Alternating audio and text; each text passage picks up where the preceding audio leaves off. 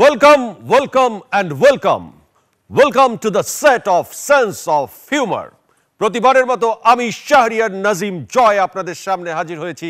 সাথে থাকছে আমার প্রিয় মানুষ, প্রিয় তারকা, যারা আপনাদের অসম্ভব প্রিয়।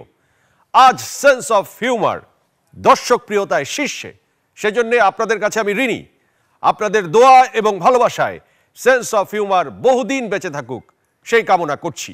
এবং এই সেটে এখন ডাকবো দুজন সুপারস্টারকে, যার ভেতরে একজন, প্রথম যাকে ডাকছি, তিনি একজন কিংবদন্তি চলচ্চিত্র ব্যক্তিত্ব।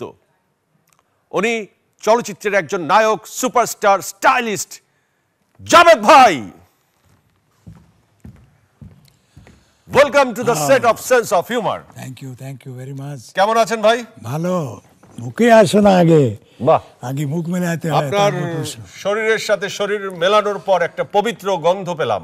মাশাআল্লাহ। আপনি আতর ব্যবহার করেন? জি, এটা আতর মানে আতরই হলো আসল, যেটা নামাজের সময় লাগাতে হয়, যখন আল্লাহর নাম নিতে হয় তখন লাগাতে হয়। আতরের মধ্যেই সব কিছু। আলহামদুলিল্লাহ, আপনার সাথে অনেক কথা আছে ভাই। আপনি বসেন, আপনার সাথে আবার আপনার প্রিয় একজন শিল্পীকে আমি বসাবো। ওকে, থ্যাংক ইউ। আপনাকে আমি বসিয়ে দিচ্ছি আপনার পছন্দের যেখানে বসতে চান। ওকে, সো এখন যাকে ডাকবো তিনি নৃত্যশিল্পী এবং গুণী অভিনেত্রী এবং আমাদের সবার প্রিয় অঞ্জনা আপা। Welcome to the set of sense of humour. How are you? Fine, thank you. আপনাকে যখনই দেখি তখনই মনে হয় যে চির তরুণ, চির সবুজ এবং সদ্য যৌবন প্রাপ্ত। যেটাই মনে করো, যেটাই মনে করি, আল্লাহর দান। আলহামদুলিল্লাহ। আপনি আপনার সিটে বসেন, আমরা আলোচনা সমালোচনা শুরু করব। এখন যে জয় ভাই বলছিল ঠিকই বলছিল তো, একদম। ও, thank you very much, thank you. আপনারা বসলে, আপনারা বসার পর আপনারা অনুমতি দিলে আমি বসতে পারি। প্লিজ। আপনি অনুমতি দেন আমি বসি। না, আপনার অনুমতি নিয়ে আমি বসছি এবং আমরা দুজনেই বসছি। মাশাআল্লাহ, মাশাআল্লাহ, মাশাআল্লাহ। থ্যাংক ইউ জাভেদ ভাই, আপনি সেন্স অফ হিউমার এসেছেন, এবং অঞ্জনা আপা আপনাকে অসংখ্য ধন্যবাদ। এই প্রোগ্রামটি একটি সেলিব্রিটি শো, যেটি দর্শকরা অত্যন্ত পছন্দ করেন, অত্যন্ত আলোচিত, সমালোচিত। এখানে অনেক খোলামেলা কথা বলা হয়, এখানে প্রাণ খুলে কথা বলা হয়, এখানে দর্শককে বিনোদন দেওয়া হয়। কারণ প্রতিটি দর্শক, আপনাদের যারা ভালোবাসে, তাদের আপনাদের প্রতি কিছু অধিকার এবং দাবি আছে, আপনাদের ভেতরকার আপনাদের কথা শুনবার জন্যে, না বলা কথাগুলো শুনবার জন্যে। সো জাভেদ ভাই, আপনার সম্পর্কে গুণগান গেয়ে আমি সময় নষ্ট করব না, কারণ একজন গুণী ব্যক্তির গুণগান গাওয়ার কিছু নেই, এবং অঞ্জনা আপার ক্ষেত্রেও তাই। শুধু শুরুটা জানতে চাই, আপনি চলচ্চিত্রের একজন নায়ক এবং আপনি বোধহয় একজন ড্যান্স ডিরেক্টর, নৃত্য পরিচালক, কোরিওগ্রাফার। সো শুরুটা হয়েছিল কি দিয়ে? নাচ, নৃত্য পরিচালক হিসেবে, তারপর চলচ্চিত্রে নায়ক এবং খলনায়ক এবং চরিত্র অভিনেতা। খলনায়ক না, খলনায়ক কখনো হননি? সবসময় নায়ক ছিলেন? হ্যাঁ, অবশ্যই নায়ক যখন তো নায়কই থাকতে হবে। আচ্ছা, প্রথম কিভাবে নায়ক হওয়ার বাসনাটা? করে আসছি, রোমান্স করছি, রোমান্স করে করে চলে যাবো। রোমান্সের ভিতরেই আছেন ইনশাআল্লাহ। নিজেকে কতটুকু সুদর্শন মনে করেন আপনি? আমি মনে করি আমার মতো কেউই নাই। আপনার এখন বয়স কত? আমার বয়স বায়ো খেতেও, আমার আম্মা বলে আরো কম। আর বয়সের হিসেবে যে বয়স ধরি, সেটি কততে গিয়ে ঠেকেছে? 60-র কাছাকাছি। 60-র কাছাকাছি। সো 60-র কাছাকাছি আপনি এখনো অনেক সময় আল্লাহর রহমতে আছে আপনার। এটা আপনাদের দোয়া না? আর তারপর আমাদের জনগণ, আমাদের যারা ভক্ত, তাদের দোয়া। অঞ্জনা আপা, বিয়ে করেছেন? বিয়ে করেছেন? না, সামনে চেষ্টা করছি বিয়ে করার জন্য। মানে কি আসলে কি বিয়ে করেন নাই আপনি? না, চেষ্টা করছি, দেখি কাউকে পাই কিনা। কিরকম পাত্র খুঁজছেন? আল্লাহ যেমন ভাগ্যে রেখেছে তেমন কাউকে পেলেই, মানে একটু রোমান্টিক হলে ভালো হয় আর কি। কি ধরনের রোমান্স আপনি পছন্দ করেন? কথাবার্তায় সৌন্দর্য, মনের দিক থেকে রোমান্টিক। আচ্ছা, মানে মোটামুটি জয়ের মতো চলবে না? হ্যাঁ, অবশ্যই। He is a handsome guy, handsome hero. হ্যাঁ, দেখেন। But you are more than handsome. আপনি আমার চেয়ে অনেক বেশি হ্যান্ডসাম। আপনার ড্রেস, আপনার জুতা, আপনার আংটি, ঘড়ি সবকিছুই অনেক বেশি। আপনাকে দেখে তো আমি বিপদে পড়ে গেলাম। 4টা-5টা ড্রেস আনছি যে আপনার চেয়ে ভালো লাগানো যায় কিনা, জি, যায় মেকআপ করছি, সব কিছু করে রেডি হয়ে আসছি যে আপনার চেয়ে ভালো যেন দেখা যায়, কিন্তু দেখি না। আপনি নিশ্চিন্ত থাকেন, আপনাকে আমার চেয়ে শতগুণে ভালো লাগছে এবং লাগতো ইনশাআল্লাহ। এবং ভবিষ্যতেও লাগবে ইনশাআল্লাহ ইনশাআল্লাহ। Thank you. সো অঞ্জনা আপার পাত্র খোঁজার ব্যাপারে আমরা কি হেল্প করতে পারি? অঞ্জনা আপা মানে একজন শিল্পী হিসেবে আপনি একা রয়ে গেলেন এখনো, আপনার তো যথেষ্ট বয়স হয়েছে, এই বাকি জীবনটা আপনি সঙ্গী সাথী কি ঠিক করেছেন একটু বলবেন কি আমাদেরকে? জন্ম মৃত্যু বিয়ে 3 সত্যি নিয়ে, সুতরাং এটা আমার হাতে না। যদি উপরওয়ালা সেরকম ঠিক করে সেরকম হবে, যদি না হয়। তা আপনার কি ধারণা, আপনার কেন এতকাল বিয়ে হয়নি? কোনো ছেলে আপনাকে পছন্দ করেনি নাকি কোনো সমস্যা ছিল আপনার? মেবি কোনো সমস্যা নেই, হয়তো কেউ পছন্দ করেছে, হয়তো আমার ভালো লাগেনি, কিংবা আমার ভালো লেগেছে, হয়নি এটা। কারণ আমি সবসময় মনে করি এই জিনিসটা একদম আল্লাহর হাত। সো এটি আপনি আল্লাহর হাতে ছেড়ে দিচ্ছেন যে আপনার কবে বিয়ে হবে। হ্যাঁ সো জাবেদ ভাইয়ের সাথে আপনার প্রথম সম্পর্ক পরিচয় কবে? হ্যাঁ, এটা নিয়ে আমি একটু কথা বলবো যে আমি যখন ইন্ডাস্ট্রিতে এসেছি তখন আমি কিন্তু ক্লাসিক্যাল নাচ নিয়ে এসেছি। আমি কিন্তু এই ইন্ডাস্ট্রিতে আসার আগে কোনোদিন কমার্শিয়াল নাচ করি নাই। তো একটি ছবি প্রিয় বান্ধবী, যেখানে আমাদের ওই ছবিতে ছিলেন মেগাস্টার আমাদের ম্যাডাম ববিতা, আর হিরো ছিলেন আমাদের মেগাস্টার ফারুক ভাই। ফারুক ভাই ডাবল ক্যারেক্টার। সেখানে আমি তখন নতুন এসেছি, তা আমি ওয়ান অফ দ্য হিরোইন ওই ছবিতে। এবং ওই ছবিতে ডান্স ডিরেক্টর ছিলেন আমাদের শ্রদ্ধেয় জাবেদ ভাই। এবং প্রথম গানটি ছিল মোস্ট কমার্শিয়াল গান, ওরে ও লাঠিয়াল তোর কথায় বড় ঝাল। তো জাবেদ ভাই গানটা শুনেই আমাকে দেখেই বুকে জাবড়ে নিলেন যে তুমি এসছো ইন্ডাস্ট্রিতে। ববিতা ম্যাডামও তাই, ওয়েলকাম ইন আওয়ার ইন্ডাস্ট্রি। খুব খুশি হয়ে জাবেদ ভাই করলেন কি আমাকে গাছে উঠিয়ে দিলেন একটা লাঠি দিয়ে। এখন আমি যেহেতু নতুন, গাছে উঠিয়ে দিলাম ভাই, গাছে উঠিয়ে দিয়ে গাছে উঠিয়ে দিয়ে আবার কি গাছ থেকে ফেলে দিয়েছেন কিনা, একদম, ছেড়ে একদম, দিয়েছিলেন কিনা আমাকে বলতেই হবে। গাছে উঠিয়ে দিলে না, বলকে আমাকে প্রডিউসার বললো, ডাইরেক্টর বললো যে জাভেদ ভাই একটু গাছে উঠায়েন। ঠিক আছে, তো আমাকে বললো যে তুমি উঠে যাও গাছে। তা বললাম ওস্তাদ আমি গাছে উঠে গিয়ে কি করব? বলে উঠে গিয়ে তুমি লাঠিটা উপরে নিয়ে তুমি হিপ মারবে এখান থেকে, 2, 3, 4টা হিপ। কিরকম একটু দেখাবেন, মানে ওই ঢংটা একটু দেখান না। গানটা যদি বাজতো তাহলে ভালো। না আপনি জাস্ট এখন গানটা আমরা গান ছাড়া আমরা রিদমটা দেখতে চাই। আপনি রিদমটা ছিল জাস্ট এরকম উঠানো, আর একদম এটা 4টা মারতে হবে, মেরে জাম দিতে হবে নিচে। ওকে, আচ্ছা এখানে আপনি ভুল করছেন বোধহয়। কিরকম? আপনাকে এখানে হিপ মারতে হবে, তো আপনি তো একদিকে হিপ মারে ছুটি হয়ে গেলেন। না ওখানে একদিকেই ছিল, না একদিকে ছিল না, আপনি যখন গাছে উঠাইছি তারপর গাছে উঠিয়ে 1, 2, 3, 4 হ্যাঁ এইবার ঠিক হচ্ছে। তারপরে বাহ, জাম্প এই যে দিয়ে। ওস্তাদ, এটাই নাম তো ওস্তাদ। ওস্তাদ মানে ওস্তাদ, এটার নামই তো ওস্তাদ। এটার নামই তারপরে তো ওস্তাদ। নিচে অনেক খড়কুটা দেওয়া হলো যাতে আমার হাত পা ভেঙে না যায়, কারণ গাছটা বেশ উঁচু ছিল। তারপরে আমি একটা জাম্প দিলাম। জাম্প দেওয়ার পর জাভেদ ভাই জড়িয়ে ধরলেন যে ওয়াও, একটা কি ওকে ছিল। এই জাভেদ ভাই এই যে অঞ্জনা আপাকে জড়িয়ে ধরেছিলেন, সব নায়িকাকে কি শট দেওয়ার পর জড়িয়ে ধরার সুযোগ হতো? অবশ্যই, হ্যাঁ হ্যাঁ। এটি কি জীবনের একটি প্রাপ্তি বলে ধরে নিচ্ছেন নাকি এটি দায়িত্বের অংশ ছিল? এটা প্রাপ্তি না, বরঞ্চ এটা হলো তখন আমার মন খুশি হয় যে আমি যেটা দিয়েছি সেটা একটা হিরোইন বা একটা শিল্পী সেটা ঠিক মতো করতে পেরেছে। তখন আনন্দে আর তো কিছু না যে ওরে আমি কিছু দিতে পারবো, ওকে নেই দোয়া দেই যে তুমি খুব সুন্দর করেছো, ভালো করেছো, ভবিষ্যতেও যেন তুমি ভালো করতে পারো, আল্লাহর কাছে আমি দোয়া করি। জাভেদ ভাই আপনি ক্যারিয়ার শুরু করেছিলেন কত সালে, কিভাবে ফিল্মে এলেন এবং তারপর কিভাবে নায়ক হলেন? জয় ভাই, আপনি প্রথম বোধহয় একটা প্রশ্ন করেছিলেন যে আপনি নায়ক হয়ে এসছেন নাকি ডান্স ডিরেক্টর হিসেবে এসেছেন? আপনি ডান্স ডিরেক্টর হিসেবে এসেছিলেন বলেছেন। তো আমি ফার্স্ট আসলে আমি ডান্স ডাইরেক্টরই ছিলাম। ডান্স ডাইরেকশন করতে করতেই তখন আমাদের শ্রদ্ধেয় মুস্তাফি সাহেব ছিলেন, ক্যাপ্টেন এহসাম সাহেব ছিলেন। তো ওনার একটা গান করতে গিয়ে তখন উনি আমাকে পছন্দ করলেন, বলে যাবে তোমাকে আমি হিরো বানাবো। ওকে, শোনার পরে তো আমার হাত পা কাঁপা শুরু হয়ে গেলো যে আমি হিরো কি বলে। তো আসলেই উনি যেটা বলেছেন সেটি করেই দেখাচ্ছেন। যে আমি ফার্স্ট ওনার ছবি পায়েল ছবির নাম, রাজাক সাহেব ছিলেন রোমান্টিক হিরো, আমি ছিলাম স্যাক্রিফাইসিং হিরো। সেই ছবিতে শাবানা ছিল হিরোইন।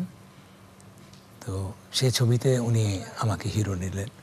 তা আল্লাহ ওনাকে জান্নাত নসিব করুক, যে আমাকে এমন গাছ লাগাই গেলেন যে আজও আল্লাহর রহমতে আমি ওনার আদেশ পালন করছি এবং ভালো করার চেষ্টা করছি। ওনার আদেশটা কি ছিল আপনার প্রতি?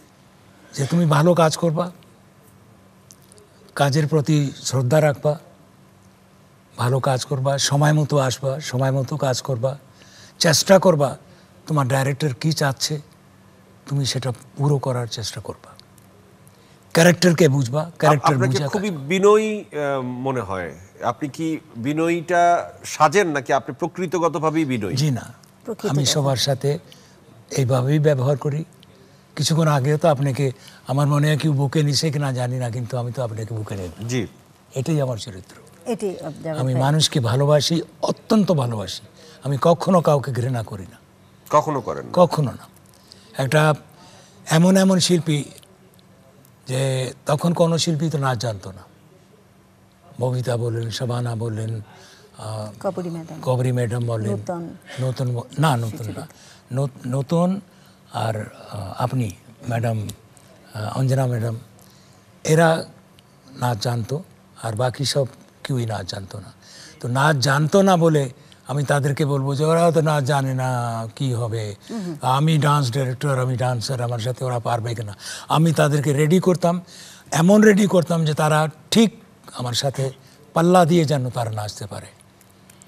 জয় ভাই এমনও হয়েছে যে আমি হিরোইনদের সাথে, সব হিরোইনরাই তো প্রায় আমার সাথে কাজ করেছে সবাই। তো যখন আমি গান করতাম তো ওদের প্রতি আমি এতটা নজর রাখতাম যে লাস্টে দেখা গেল যে স্ক্রিনে দেখা গেছিল আমারই বোধহয় একটু কম হচ্ছে, তাদের কি মানে ভালো লাগতো। আচ্ছা আচ্ছা, এটাই আমার এটা আপনি ছিল। ফিল করেছেন। এটাই আমার ছিল। আপনার ক্যারিয়ারের সবচেয়ে আর ভালো দেখে আমি খুশি হতাম। ভালো দেখে সেটাই হয়, কারণ গুরু তো গুরুই। নিশান ছবিতে আপনার ডাবল অ্যাক্টিং ছিল, একটা চরিত্র ছিল একদম কালো। কালো, জি। সেটি কি আপনার ক্যারিয়ারের টার্নিং ছবি ছিল? কোন জায়গায় হাত রাখছেন জয় ভাই। এই নিশান ছবি করতে গিয়ে আমার অনেক কষ্ট হয়েছে, অনেক মেহনত করতে হয়েছে, যেটার ফল আমি পেয়েছি ইনশাআল্লাহ। নিশান ছবি এটা জয় ভাই বোধহয় আপনি জানেন কিনা, এটা কিন্তু ইন্ডিয়ার গোরা ওর কালা ছবি। আচ্ছা, রাজেন্দ্র কুমার ছিল হিরো। তো এর মধ্যে রেখা ম্যাডাম আর হেমা মালিনী এরা দুইজন হিরোইন ছিল, আর রাজেন্দ্র কুমার ছিল হিরো। তো মিজান সাহেব ডাইরেক্টর, উনি কী কারণে গেছেন কলকাতায় আমি জানি না। তো উনি এর ছবি দেখেছিলেন, দেখার পরে উনি এতটুকু একটা ফিতা নিয়ে আসছিলেন, মনে করছিলেন যে এর ছবি আমি করবো। তো এখানে আসার পরে উনি চিন্তা করলো যে আমি এই ছবির নকল মানে ছবি করবে, ছবির নাম হবে নিশান। এখন নিশান ছবিতে কে হিরো হতে পারে, নানা রকম হিরোদের চিন্তা করলো। তারপর লাস্টে আমাদের আল্লাহ জান্নাত নসিব করুক, আমাদের হিরো জাফর ইকবাল, তাকেও একবার তারা চিন্তা করলো। তো আমাদের টেস্ট নেওয়া হলো, একজন কালি মেখে কালি খানের টেস্ট বলে, হিরো যে সুন্দর তার কোনো টেস্ট নেওয়ার দরকার নেই, কালে খানের টেস্ট নিতে হবে। তো ওই পিসটা আমার দেখাইছিল মানে আমাদেরকে যে এরকম। তখন আমি কালে খানের সুচরিতা ছিল, সুচরিতার সাথে আমার একটা টেস্ট নিল। টেস্টের মধ্যে আল্লাহর রহমত যে আমি পাস করে গেলাম। ওই টেস্টে কে কে ছিলেন? আপনি এবং প্রয়াত জাফর ইকবাল? আমি না, জাফর ইকবালকে তারা অফ করলো, বলে যে এবং আপনাকে দুজনের select টেস্ট করলো। হলো, আমি টেস্টে সো টেস্টকে সিলেক্ট হবার পর শুরু হলো তুফান ছবি। না, তুফান না, নিশান। সরি, টেস্টে সিলেক্ট হবার পর শুরু হলো নিশান নিশান ছবি। এবং নিশান ছবি ছিল আপনার ক্যারিয়ারের টার্নিং পয়েন্ট। নিশান ছবি আমি বলা উচিত না, তারপরও বলবো, বাংলাদেশের এমন ছবি হবে কি হবে না আমি জানি না, হতে পারে না, নিশান আর হবে না। আমি রাজেন্দ্র কুমার, উনি কালি মেখেছিল ঠিকই, কিন্তু আমি ওই কালিটাকে ডাবল করলাম, রিসার্চ করলাম কি করব কেমনে কি করব। আমি পুরো শরীরে কালি মাখতাম, কোনো জায়গা যেন খালি না থাকে, পুরো শরীরে আমি কালি মাখতাম। তারপর শুধু সে কালো ছিল, আমি ওর মধ্যে অ্যাড করলাম মুখ থেকে লালা পড়া। রাজেন্দ্র কুমার একবার আমি দেখছিলাম যে উদয়ের লালা ছিল, ছবির মধ্যে দেখলাম লালা ছিল, সে লালাকে আমি কন্টিনিউ করছি পুরো ছবিতে, কোনো একটা শটেও আমার লালা বন্ধ হয়নি। তারপর হলো পা, আমি একটা পা খোড়া করেছিলাম যে আমি খোড়াভাবে হাঁটবো, একটা পা খোড়া, একটা হাত এখানে পুঙ্গু, এইসব আমি প্র্যাকটিস করলাম। সময় নিয়েছিলাম যে আমাকে সময় দেওয়া হোক, আমি একটু প্র্যাকটিস করব।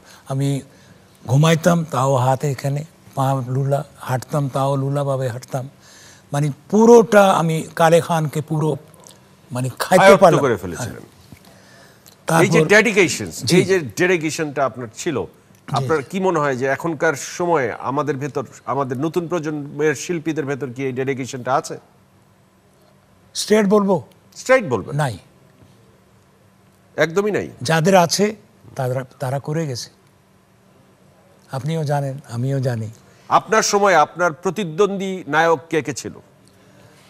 আমার সাথে তখন সবাই ছিল, জাফর ইকবাল ছিল, আমাদের শ্রদ্ধেয়, আমাদের কি নাম না, জাফর ইকবাল জাফর, ভাই, ফারুক ভাই ছিল, আলমগীর পরে আসছে, রাজ্জাক ভাই ছিল, তারপর ওই সময় ছিল আজিম ভাই, না আজিম ভাই আগে ছিল। আমাদের থাকতে এরাই ছিল, ওয়াসিম ছিল। আপনার সাথে প্রতিযোগিতা কার বেশি ছিল? ওয়াসিম ভাইয়ের, কারণ উনিও পোশাকি ছবি করতেন, আপনিও পোশাকি ছবি বেশি করতেন। আমি প্রতিযোগিতা মনে করতাম না, আমি সবার সাথে মিলে কাজ করেছি, সব হিরোদের সাথেও করেছি, সব হিরোইনদের সাথে করেছি। আপনি আপনার ক্যারেক্টার করবেন, আমি আমার ক্যারেক্টার করব। কিন্তু আপনাদের সময় কি ক্যারেক্টার পাওয়ার জন্য এক ধরনের পলিটিক্স যেটা করতে হয়, লবিং যেটা করতে হয়, সেটা ছিল না? না, ওরকম কিছু ছিল, সেরকম ছিল না। সবচেয়ে বড় ছিল যে ডাইরেক্টররাই চয়েস করতো যে কারে আমি নিলে ভালো হয়। আমাদেরকে যায় কারো যায় বলবো যে আমাকে। আপনি সিনেমা ডিরেকশন দিয়েছেন কখনো? না, ডান্স ডাইরেকশন দিয়েছি। ডাইরেক্টর আপনার চোখে কি? একজন ডিরেক্টর আপনার চোখে কি? আপনি তো একজন শিল্পী, আপনি বোধহয় খুবই আমার নিশান এখনো শেষ হয়নি। নিশান আমার ছবি একটা মানুষ একবার না 10 বার, 20 বার, 50 বার, 100 বারও একটা লোক, বয়স্ক লোক, এত বেশি বয়স না, কম বয়স, সে আমারে পায়ে আমাকে বুকে নিয়ে আদর করলো, বললো যে একটা কালে খানের জন্য আমি 100 বার ছবি দেখছি। চিন্তা করা যায়? তার মানে একটি ছবি একটি শিল্পীর জীবন ঘুরিয়ে দিতে পারে। হ্যাঁ, একটি ছবিই পারে। অবশ্যই। নিশান আমাকে দেখলেই মনে, জাভেদ ভাই আপনার নিশান ছবি দেখলাম। সেই সময় সেই ছবিটি কতটুকু ব্যবসা সফল ছবি ছিল? প্রচুর ব্যবসা, লক্ষ লক্ষ টাকা। তখনকার তো লক্ষ মানে এখনকার কোটি, লক্ষের উপরে ছিল, মানে লক্ষ লক্ষ, এক ভাষার একটু বলে না এরকম, কোটি কোটি টাকা ব্যবসা করছে। মধুমিতা মানি নিশান, আর নিশান মানি মধুমিতা। এত বছর পর আপনি একজন নিশানের মতো হিট ছবির নায়ক হিসেবে জাভেদ ভাই এখন নিজেকে কতটুকু সম্মানের জায়গায় দেখছে? ইন্ডাস্ট্রি তাকে কতটুকু সম্মান করছে? ইন্ডাস্ট্রি আমাকে কতটুকু সম্মান করছে এটা আমি বলবো না। ইন্ডাস্ট্রি আমাকে সম্মান করে, মানে শ্রদ্ধাও করে, ভালোবাসে, আদরও করে, সব কিছু আমি ইন্ডাস্ট্রির কাছে পেয়েছি, এমন আমি বলবো না যে ইন্ডাস্ট্রির কাছে আমি কিছু পাইনি। শেষ কবে ক্যামেরার সামনে দাঁড়িয়েছিলেন? এটা মনে নেই আমার। অনেকদিন হয় সিনেমা করেন না। অনেক দিন। আজ বহুদিন পর একটা টেলিভিশন টক শো বা সেলিব্রিটি শোতে এলেন। আমি এর জন্য আমি আপনাকে থ্যাঙ্কস দিব থ্যাংক ইউ যে ভেরি মাচ। আপনি অনেক দিন পরে এই ফ্লোর আমাদের সামনে তৈরি হয়েছে। এই ফ্লোরে আমি কাদা দিয়ে মাটি দিয়ে মাথায় নিয়ে আমি ছাদে উঠেছি। একটা ফ্লোর ছিল শুধু, 1 নম্বর ফ্লোর, ওর মধ্যে উপরে টিনার ছাদ ছিল, আর এই 7টা 8টা ফ্লোর হয়েছে আমাদের চোখের সামনে। এই ফ্লোর তো আমাদের রোজি রিজেক ছিল। সো আপনি আপনার ফ্লোরে এসেছেন জাভেদ ভাই, বরং আমরাই আপনার সাথে এই ফ্লোরে দাঁড়াতে পেরে একজন কালের সাক্ষী বটবৃক্ষের সাথে দাঁড়ালাম। তো আপনাকে একটু হালকা করতে চাই, সাথে অঞ্জনা আপার সাথে কথা শুরু করতে চাই। এই জন্য আমরা একটি গান শুনতে শুনতে একটা এই তখন বাংলাদেশ নতুন স্বাধীনতার পরের ব্যাপার, কলকাতা থেকে কিছু ছেলে আসছিল। ছেলে এসে তারা আমার নিশান ছবি, আমাদের তখন আমি সিদ্দিকবাজার থাকতাম, তো এই ছেলেরা ওরে নিয়ে বলে যে ভাই কোনো ভালো ছবি আছে দেখান আমাদেরকে। তো চলেন আমার নিশান ছবি দেখাই। নিশান মানে তো নিয়ে গেছে তাদেরকে ছবি দেখাবার জন্য। তো তারা যায় ছবি দেখছে, ছবি দেখার পরে বললো যে এই লোকটা কে?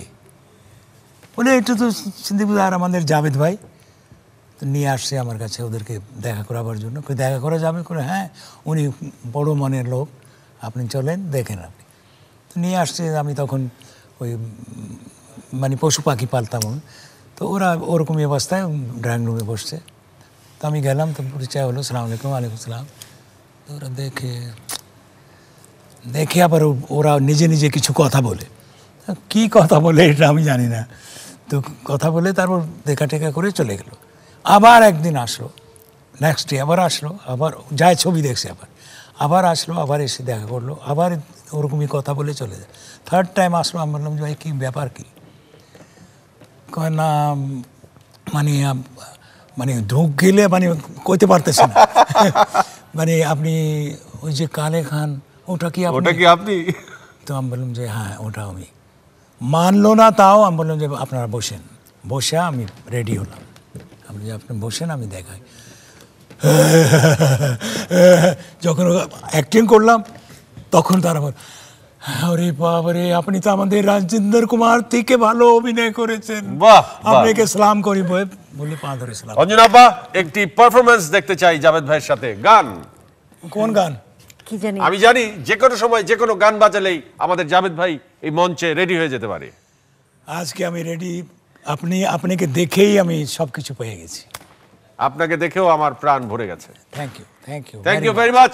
We are ready for performance.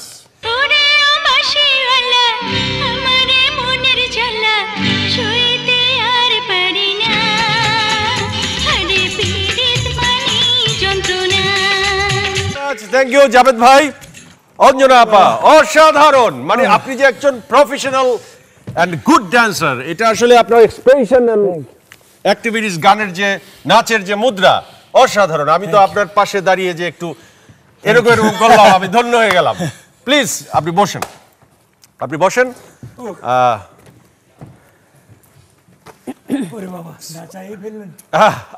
আপনি মানুষকে নাচান, আমি আপনাকে নাচালাম। ওস্তাদের সাথে নাচতে গেলে হাত পা কাঁপে এখনো, সত্যি। আর ওদেরকে দেখে আমি কাঁপে যাই। অঞ্জনা আপা, সো আপনি ঢাকা শহর আইসা তো আপনার পরাণ জুড়ে গেছিল। সেই ঢাকা শহরে কত বছর হয়ে গেল আপনার? অনেক বছর হয়ে গেল। এর জন্য যে এই অশিক্ষিত ছবির আগে আমার 4টা ছবি রিলিজ হয়ে গেল, তখন অশিক্ষিত 5ম ছবি। তো অশিক্ষিতের আগে 4টা ছবি হিট, কিন্তু রাজ্জাক ভাইয়ের সাথে সলো হিরোইন হিসাবে এটি আমার প্রথম ছবি। কোনটি? অশিক্ষিত। তো যখন অশিক্ষিতের জন্য আমাকে সিলেক্ট করা হলো, আমাদের সেই সবার প্রিয় সত্য সাহা, আমাদের সুরকার দাদা, আমাকে ফোন দিলেন যে তুই তাড়াতাড়ি অফিসে আয়, তোর সাথে জরুরি কথা। তা আমি বললাম যে দাদা আমার শুটিং আছে, বলে শুটিং টুটিং শেষ করে তাড়াতাড়ি আয়। তা আমি গেলাম, বললো যে তোকে আমরা নায়ক রাজ্জাকের সাথে সিলেক্ট করেছি। বাহ। আমি বললাম দাদা, বলে কি হ্যাঁ, আমাদের আজিজ হচ্ছে ডিরেক্টর, শ্রদ্ধেয় আজিজুর রহমান ভাই উনি ডিরেক্টর, আর তোর সাথে নায়করাজের সাথে তোর পেয়ার, তুই সলো হিরোইন। আমি তো বিশ্বাস করো যে আমি ভয়ে মানে খুশিতে কেঁদেই দিলাম।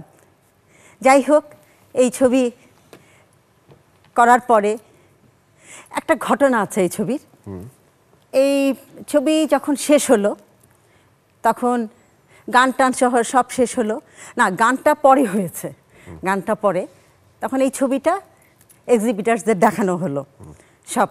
তখন একটা নিয়ম ছিল, কিছু কিছু স্পেশাল ছবি এক্সিবিটার্সদের এফডিসিতে দেখাতো। তখন আমরা সবাই গেলাম, আমি তো তখন নতুন নতুন, তো দেখানোর পরে কোনো এক্সিবিটার্সের মুখে হাসি নাই, মানে সব বেরিয়ে বললো এই ছবি তো দাদা চলবে না, এত ছবি, কিছুই নাই, এরকম আর কি। তো দাদার মন খারাপ, আজিজ ভাইয়ের মন, আমি তো কেঁদেই দিলাম দূরে গিয়ে যে কি হবে। তারপরে গাজী ভাই ছিলেন আমাদের শ্রদ্ধেয় গাজী মাজহুল আনোয়ার, তো যাই হোক অনেক কষ্ট করে দাদা বলেন যে ঠিক আছে, আমি অ্যাডভান্স মানি দরকার নেই, আমি আগে ছবিটা রিলিজ দিই কয়েকটা হলে।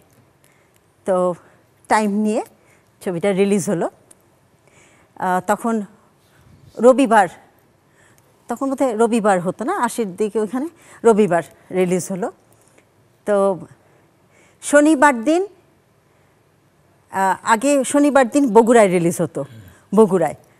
তো বগুড়ার রেজাল্ট মোটামুটি, তারপর রবিবার যখন রিলিজ হলো মোটামুটি রবি গেল, তারপরে দুদিন পর এমন অবস্থা প্রত্যেকটা হলে এক্সট্রা চেয়ার দিতে হয়েছে। বাহ। Extra chair. মাঝখানে যখন বললো যে চলবে না, এই গানটা করা হলো। চলবে না বলার পরে হ্যাঁ, অটোমেটিক বলছে এটা চলবে না। কোন গানটা সেটা? ঢাকা শহর আইসা ঢাকা শহর আইসা আমার আশাপুর এসে, এবং কালার, পুরো ছবিটা ব্ল্যাক অ্যান্ড হোয়াইট। ওকে। তো গানটা করা হলো, সেই বিখ্যাত আমাদের ফার্মগেটের ওভারব্রিজ তখন ওপেন হয়নি। তো আমরা রাত্রি 11টায় গানটা শুরু করলাম, ভোর 4টায় শেষ করলাম। এই ছবির ডান্স ডিরেক্টর ছিলেন আমাদের মরহুম আমির হোসেন বাবু, জাভেদ ভাইয়ের শিষ্য ওস্তাদ। তো শেষ করলাম। তারপরে যখন তৃতীয় দিন থেকে ছবির বাম্পার সেল অবস্থা, তখন সব ভিড় করছে দাদার অফিসে, প্রিন্ট। তার মানে এখান থেকে জাভেদ ভাই একটা জিনিস আমরা শিখতে পারি যে একটি ছবি যখন খুব ভালো হয়, এক্সিবিটররা যখন বলে যে কনফিউজ থাকে ছবিটা নিয়ে, নির্মাতারা সবাই মিলে একটি গানের সিদ্ধান্ত নিল, কালারফুল একটি গান, রঙিন, সেই সময় মানে এক্সট্রা টাকা লগ্নি করলেন এবং একটি গান দিয়ে ছবিটিকে ডেভেলপ করার চেষ্টা করা হলো, এবং এক রাতে সেই গান, কালজয়ী গান তৈরি হলো, ঢাকা শহর আইসা আমার আশাপুর আইসে। আপনি সুরে গিয়ে শোনাবেন তো অবশ্যই, চেষ্টা করব। ওকে, রেডি? ঢাকা শহর আইসায় আমার আশা পুরাইছে, আরে লাল লাল নীল নীল বাতি দেখা নয়ন জুড়াইছে।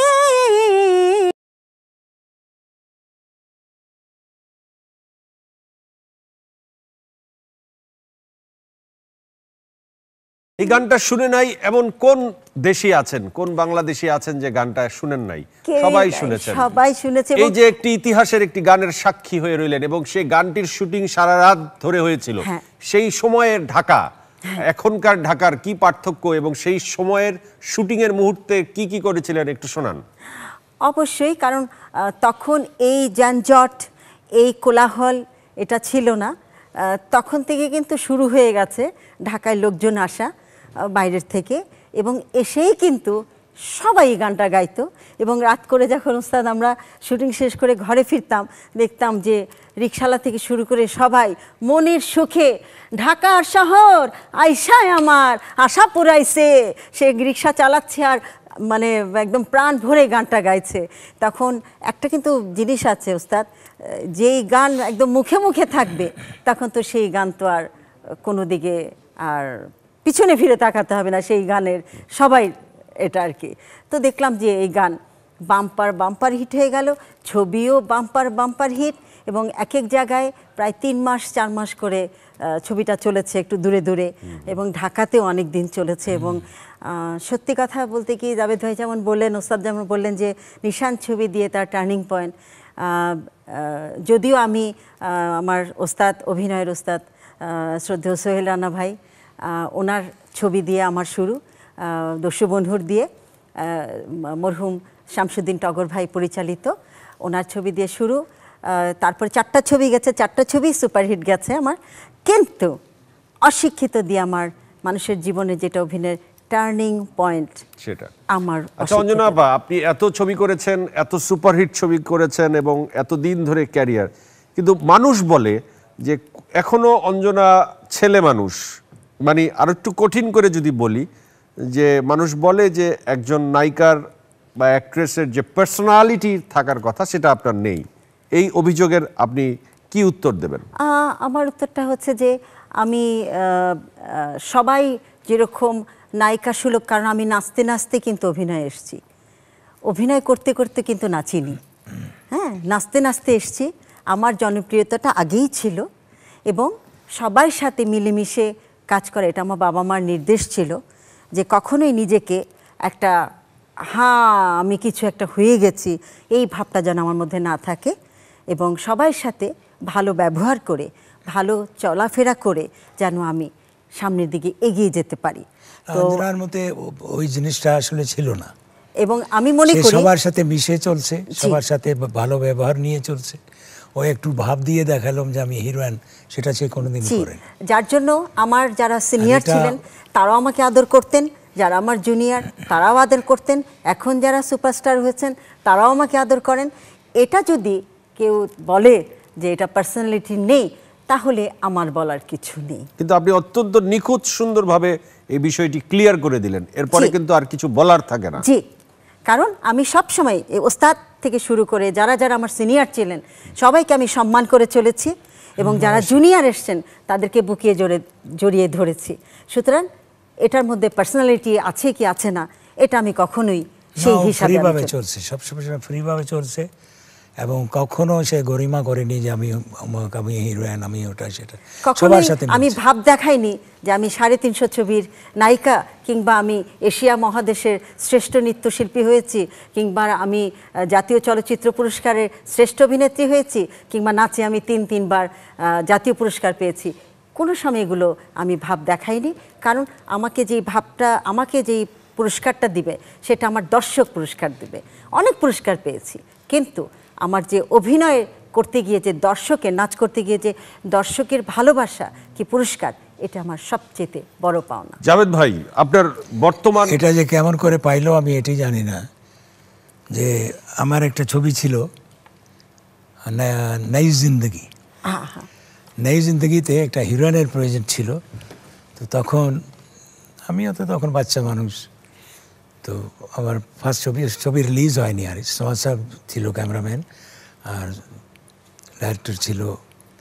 তো আমরা তার বাসা জানি কোথায় ছিল, তখন ওনাকে হিরোইন নিতে আমরা তার বাড়িতে গেছিলাম, আমার ডাইরেক্টর সহ আমরা গেলাম।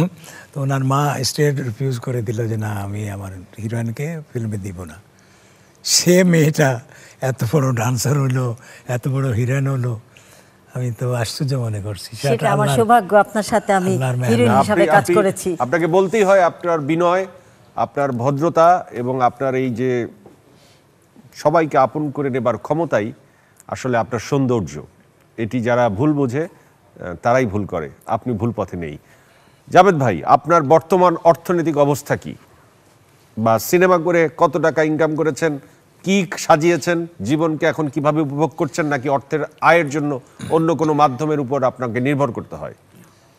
না, অবশ্যই না, কখনো আমি নির্ভর করিনি কারোর উপরে। আর ফিল্ম ইন্ডাস্ট্রি আমাকে কি দিয়েছে, হয়তো আমি কোটি কোটি টাকার মালিক না, বা কোটি কোটি টাকা আমাকে ফিল্ম ইন্ডাস্ট্রি দেয়নি, কিন্তু যে সম্মান দিয়েছে, আমি যদি কোটি কোটি কোটি টাকাও দিয়ে সেই সম্মানটা যদি কিনতে যাইতাম, আমি পাইতাম না। তখনকার সময় কিন্তু আমাদের পেমেন্ট কিন্তু এখনকার সময়ের মতো ছিল না, এবং আমরা কিন্তু কোনোদিন, ওস্তাদ আছে না, এখানে, পেমেন্টের ব্যাপার ওই সময় আলাদা। অনেক ভালো পেমেন্ট ছিল, কিন্তু ওস্তাদ কখনো কিন্তু প্রোডিউসার পয়সা পাঠালো কি পাঠালো না এটা নিয়ে কিন্তু না, আমরা বসে থাকি। এটা কোনোদিন আমরা কখনো না। তখন করছি যে schedule যে যেন miss না ছবি হয়। করব, ছবি করব, এই ছবিতে আমি কাজ করছি, সময় মতো আসবো, সময় মতো কাজ করব, যাব। মানে আমি আমার কথা বলি যে আমি যে কত টাকা দিবেন, এত টাকা না নিলেও আমি করব না, এটা আমরা কোনো ছবি করার প্রতি নেশা ছিল। নেশা ছবির ছিল। করার তো এখনকার আপনার অর্থনৈতিক সিচুয়েশনটা কি? আপনি ভালো, মোটামুটি ভালো, কিসের উপর নির্ভর করে আছেন? মানে আপনি তো এখন আর কাজ রোজগার তেমন এখনো করছেন করছি। না। না, তার এখনো এখনো কাজ করছি। করছেন, এবং আমি এখনো বলি কাজ- জাভেদ ভাই নিজে লজ্জা পাচ্ছেন, জাভেদ ভাই নিজের বাড়ি আছেন, ফ্ল্যাট আছেন, এবং জাভেদ ভাই এখনো ইনকাম করে যাচ্ছেন, এবং আমি এসব মনে করি ফিল্মেরই যে পয়সা দিয়ে করছি। ফিল্মের পয়সা দিয়ে এগুলো করা সব। তো কয়- কয়তলা বাড়ি করেছেন? 6 তলা, কোথায়? উত্তরা। উত্তরা। 6 তলা বাড়ি। জি। সো আপনি থাকেন একটি ফ্লোরে, বাকিগুলো ভাড়া? হ্যাঁ, বাকি হাফ ভাড়া, হাফ ভাড়া, হাফ হাফ ভাড়া ভাড়ি পেয়ে এখনো। যাবে আর কি। আর ব্যবসা প্রতিষ্ঠান বা অন্য কোনো ব্যবসা না, অন্য খুলেছেন? কোনো ব্যবসা নেই, বাড়িটা করতে পেরেছেন? বাড়ি করতে পারছি ইনশাআল্লাহ। না, এখনো তো এখন কাজ করতেছে, এই যে আপনি ডাকলেন, আসলাম। সো এখনো আপনি কর্মের ভেতর থাকতেই পছন্দ করেন? হ্যাঁ, অবশ্যই। তো কানে এই দুল পরাটা তো আপনার থেকেই প্রচলন হলো বাংলাদেশে। মোটামুটি, হ্যাঁ। So, কেন কানে দুল পরে একটি ছেলে কানে দুল পরা শুরু করলো? এটা কি একটু মেয়েলিপনার ব্যাপার ছিল? না না না না, মেয়ে প্রশ্নই ওঠে না, যে নিশানের মতো ছবি করে সে মেলি ভাব থাকবে কেন? তাহলে কানে রিং সাহস করে সেই সময় পড়লেন? কানে রিং সাহস করে পড়লাম যে একটা দেখতে ভালো লাগবে, আর কিছু না। হাতে এত আংটির রহস্য কি? আংটির রহস্য, লোকে বলে যে আংটি পড়লে এটা হয় সেটা হয়, আমি ওটার জন্য না, আমি শখে পড়ি। শখে পড়েন, এবং সবসময় এরকম সেজেগুজে পরিপাটি অবস্থায় আপনাকে দেখা যায়। এই পরিপাটি জীবনযাপনের পেছনের রহস্যটা কি? বা আপনার একটাই রহস্য, যে আমি নিজেকে খুশি রাখতে চাই, নিজের সাথে অবহেলা করি না আমি। যাবে তুমি ভালো, যতদিন চলবা ভালো চলবা, মানুষের সাথে ভালো ব্যবহার করবা, নিজেকে ভালো রাখবা, লোক যেন তোমাকে দেখে ঘৃণা না করে, লোক যেন দেখে এ কি পড়ছে, এটা কিন্তু ঠিক কথা। ময়লা, এখনো অমুক জাভেদ ভাইয়ের সমক। সাথে কোথাও গেলে জাভেদ ভাই করে কিন্তু ইয়াং জেনারেশন, মধ্য জেনারেশন এই ফ্যাশনটা ধরে রাখা তো একটা বিরাট প্রতিভার ব্যাপার এবং বিরাট একটা আয়োজনের আমি ব্যাপার। রাখি।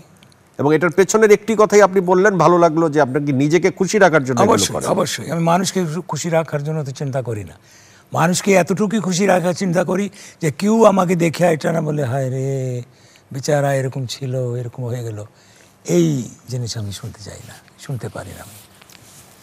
জীবনের যেন আমাকে শেষ দেখে- চাওয়া কি আপনার? জীবনের শেষ মুহূর্তের চাওয়া কি? শেষ মুহূর্তে চাওয়া যে আমাকে যেরকম পাবলিক আমাকে ভালোবাসে, আপনারা ভালোবাসেন, চিরজীবন আমাকে এরকমই পাবলিক যেন ভালোবাসতে থাকে, আর আমি পাবলিককে যতটুকু খুশি দিতে পারি, যতটুকু ভালোবাসা দিতে পারি, আমি দিতে দিতে এই দুনিয়াতে থেকে যেতে চাই। যে অঞ্জনা আপা, মরার পরেও যেন লোকে বলে যে হ্যাঁ শিল্পী ছিল, ভালো ছিল আমাদের সাথে। আমি সবার সাথে মিলি, কিন্তু সবার সাথে বুকে বুক মারায় মিলি আমি সবার সাথে। এবং কখনো আমি সেটা বোঝা যায়, সেটা কাউকে ঘৃণা আপনাকে- করি না আমি। রিক্সাওয়ালা হোক, রাস্তায় কাজ করার লোক হোক, কেউ হঠাৎ হপড়ায় কোনো ঝাঁকি লাগলো, পড়ে গেল, আমি যাই কিন্তু তারে ওঠাই নেই। অঞ্জনা আপা, আপনি জীবনের প্ল্যান কি? ক্যারিয়ার নিয়ে, জীবন নিয়ে, ক্যারিয়ার নিয়ে বিয়ে নিয়ে তো বুঝে গেছি আমরা যে এটা আপনার কখন হয় বলা যায় না, বাট বাকিগুলো ওটা তো ওটা আচ্ছা, আমরা সবাই মিলে খুঁজবো একটা ভালো ছেলে। আচ্ছা, ঠিক আছে। আর আমার নেক্সটই হচ্ছে যে আমি এখনো নাচ নিয়ে আছি, নাচের পারফরমেন্সগুলো করছি সারা বাংলাদেশ ঘুরে ঘুরে, অনেক জায়গায় জাভেদ ভাই আমিও যাচ্ছি, করতে করতে দেশে বিদেশে সব জায়গায়। আর অভিনয়টা আবার শুরু করব একটু পরে, নতুন বছরে। সেটা আগের থেকে কিছু বলবো না। আর কিছুটা গান নিয়েও থাকি, একটা স্টেজে গেলে নাচ গান অভিনয় সব কিছুই দেখাতে হয় দর্শকদেরকে। আর সামনে আমার যে প্রোডাকশন হাউস যেটা ছিল, ওটা নিয়ে আবার নতুন ছবিতে আসতে চাই। আমাদের পরিবেশ একটু একটু করে ভালো হয়ে যাচ্ছে, বাহ। এটা আমার প্ল্যানিং So, আমরা আছে। চাই যে আপনি আসেন ফিরে এবং আমি চাই যে আমার যে প্রোডাকশন হাউসটা আমার একমাত্র আপন ছোট ভাই মনি ওই দেখবে প্রোডাকশন হাউসটা।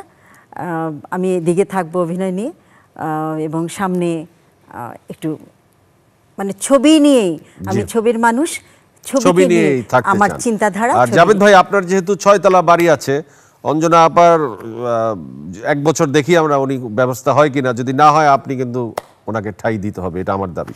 আচ্ছা, আপনার অবশ্যই প্রস্তাব না। দিয়েছিলাম, উনি তো মানবেন না। প্রস্তাবকে আপনি দিয়েছিলেন, উনি প্রত্যাখ্যান করেছে। আচ্ছা, কিন্তু 1 একটা বছর পর আপনি আর এই প্রত্যাখ্যান করতে না, পারবেন না। আমার আপনি ডলি ভাবি সবকিছু- আছেন, তো সুতরাং এদিকে তো প্রশ্নই ওঠে না। যদি না, কেউ 6 তলা বাড়িও যেহেতু আছে, তো না, ভাবির সমস্যা হবে না। না, প্রশ্নই ওঠে আপনি না। খাড়ায় গেলেন তো আমার খাড়াতে। আচ্ছা, আপনি তো সব প্রশ্ন আমাদের কাছে করলেন, হ্যাঁ। আপনার কাছে প্রশ্ন করি জি, অবশ্যই। যে এত মিষ্টি মিষ্টি আর এত সুন্দর সুন্দর প্রশ্ন আপনি কেন করেন?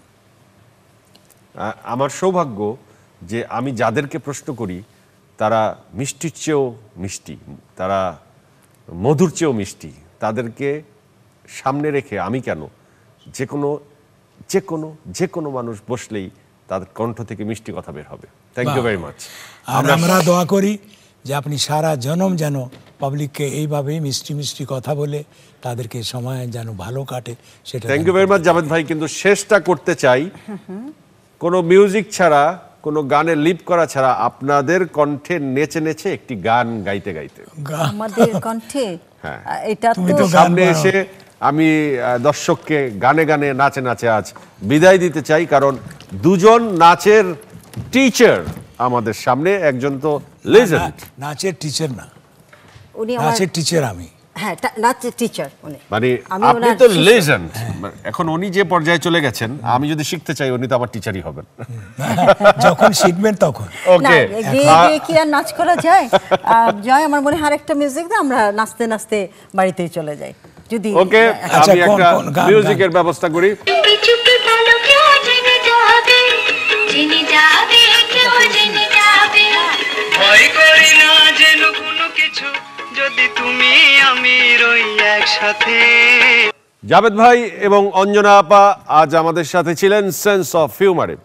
আমরা চাই সেন্স অফ হিউমারের এই সেটটি এরকম স্বনামধন্য প্রথিত যশা শিল্পীদের উপস্থিতিতে সবসময় ভরপুর হয়ে থাকুক, ইনশাআল্লাহ। এবং আমরা যেন সবসময় বলতে পারি যে আমাদের এই সেটে আসেননি এমন কোনো গুণী শিল্পী নেই। আছে, অবশ্যই আছে। আপনারা আমাদের জন্য দোয়া করবেন, অঞ্জনা আপা এবং জাভেদ ভাইয়ের জন্য বেশি বেশি দোয়া করবেন। তারা যেন এখন যেমন চিরসবুজ চিরতরুণ আছে, সেরকম যেন অনেক বছর থাকতে পারেন। ইনশাআল্লাহ। সেন্স অফ হিউমারের নেক্সট এপিসোডে দেখা হবে নতুন কোনো অতিথির সাথে। সে পর্যন্ত ভালো থাকবেন। Good night.